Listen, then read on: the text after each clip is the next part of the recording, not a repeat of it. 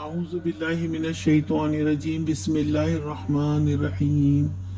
ثم یأتی من بعد ذلك سبع شداد یأکلن ما قدمتم لہن الا قلیلا مما تحسنون۔ پھر 7 برس بہت سخت آئیں گے، اس زمانے میں وہ سب غلہ کھا لیا جائے گا جو تم اس وقت کے لیے جمع کرو گے، اگر کچھ بچے گا تو بس وہی جو تم نے محفوظ کر رکھا ہو۔ پھر یوسف علیہ السلام نے ساقی سے کہا فصلوں کو خوشی میں رہنے دینا، کیونکہ اس کے بعد 7 سخت سال آئیں گے، تب یہ جمع کیا ہوا فصل کام آئے گا اور یہ سب اس میں ختم ہو جائے گا،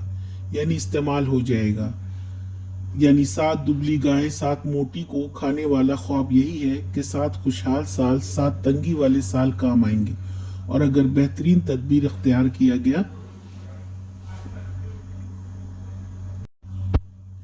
یہاں بھی یوسف علیہ السلام نے حکمت سے کام لیا، انہیں یہ نہیں کہا کہ اناج ختم ہو جائے گا یا 7 سال خشک سالی ہوگی،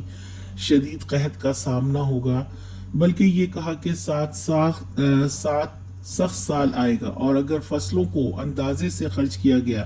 اور آنے والے سالوں کے لیے بچا کر حفاظت سے رکھا تو وہ سختی کے سال زیادہ تنگی نہ ہوگی، یہ اناج اس وقت کام آئے گا۔ آج کا سوال: سختی کے 7 سال سے کیا مراد ہے؟